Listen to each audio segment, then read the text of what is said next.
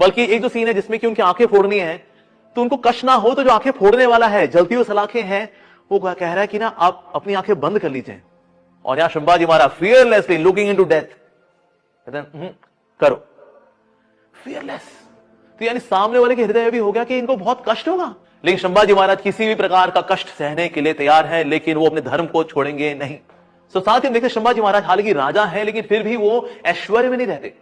वो बहुत ही सिंपल तरीके से, बड़े हम्बल तरीके से अपने लोगों के साथ रहते हैं। That's very ideal leader. तो शंभाजी महाराज को देखकर ये इंस्पिरेशन आती है।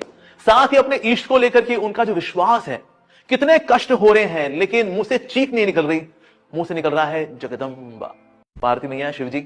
तो इसीलिए उनके मुख से सिर्फ उनका नाम ही निकल रहा है। तो एक और लेसन जो हम सीख सकते हैं शंभाजी महाराज के जीवन से, कि हमारे जीवन में चाहे कितने कष्ट आए, लेकिन भगवान का नाम लेना, अपने इष्ट का नाम लेना नहीं छोड़ना चाहिए। प्रहलाद महाराज के साथ जो हुआ, अरे माय गॉड, वो तो फिर अनदर लेवल है कष्ट का। लेकिन उस परिस्थिति में भी प्रहलाद महाराज अपने प्रभु का नाम, नारायण का नाम लेते रहे, विष्णु का नाम लेते रहे। रंच मात्र भय नहीं है शंभाजी महाराज के चेहरे पे, उनकी आंखों में, उनके हाव भाव में, उनकी वाणी में। Absolutely fearless. मृत्यु के प्रति अभय होना, ये भला कब आता है? जब आप खुद को शरीर नहीं मानते।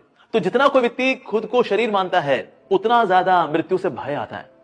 लेकिन आप जब ये मानते मैं शरीर हूं ही नहीं, मैं तो आत्मा हूं, मैं तो सबके परे हूं, तो कष्ट आ भी रहे होते हैं तो कहीं ना कहीं आप इससे डिसएसोसिएट होते हैं। सो भगवत गीता की पहली टीचिंग ही है कि हम शरीर नहीं है, हम तो आत्मा है। और इस साक्षात्कार को जीने वाले थे शंभाजी महाराज। तो इतने कष्ट के बावजूद भी मृत्यु सामने आती नजर आ रही है और कष्ट के साथ आती नजर आ रही है, लेकिन फिर भी वो अभय है, निर्भय है, ऐसे शंभाजी महाराज। तो जितना ज्यादा आप स्वयं को देह मानेंगे, उतना ज्यादा आपको दुख मिलता है।